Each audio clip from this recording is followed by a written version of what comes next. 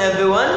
This is Azeez Ola Shoderu once again. Thank you very much for watching today's episode of the session Goal Setting and Planning. I really appreciate that. Now, this episode is titled The Art of Goal Setting.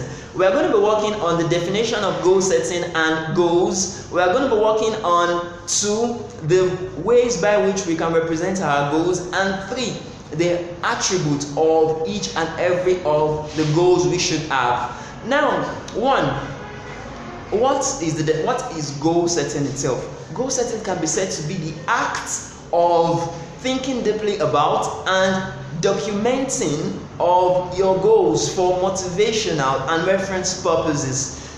Now, what are goals? Goals can be said to be the aims or the purposes for which an individual is undergoing a particular action or set of actions. Now, note, there are 2 main ways by which you can represent your goals. 1, you can represent your goals through documenting via the use of paper and biro.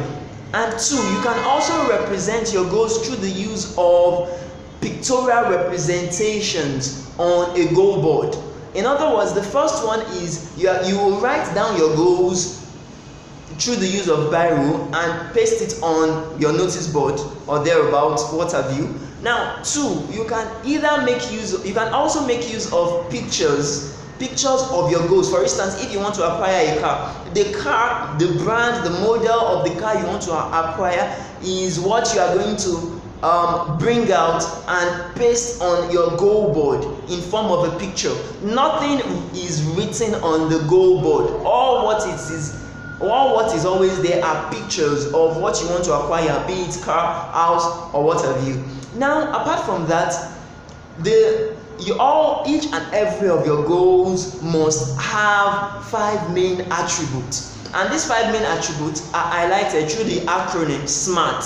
The SMART, all the letters in SMART stands for S, specific; M, measurable; A, attainable; R, relevant; and T, time bound. For your goals to be specific, you need to note that you must make sure your goals are not ambiguous. Your goals are what? Your goals are quite unique in their own. For instance, if you want to say, if you want a goal of saying, for instance, I am a rich man. I am a rich man is ambiguous because richness has different meanings for different persons. However, if you say I am a millionaire, then you are being specific of what you want to achieve. Now, 2, you need to note that your goals must be measurable. Even the goal I am a millionaire is not measurable because there is no figure on that goal. For instance, if you want to 10 million naira, for instance, you have to say I am 10 million naira rich. That's being measurable. You are able to measure that goal. Now, A, attainable. Your goals must be achievable. It must be something that you can achieve after a particular space of time. For instance, if you are in your 100 level, for instance, your first year in the school, in the university, you can't say you want to be a high school student. No, it doesn't work that way because you have even passed that level. It must be relevant also. Your goals must be relevant. It must be relevant to the state by which you are now. For instance, still using that instance of your first year, you can say you want to be a graduate at this so time. And that takes us to the last one, time bound. Your goals must be, you must put a time to the attainment of that goal.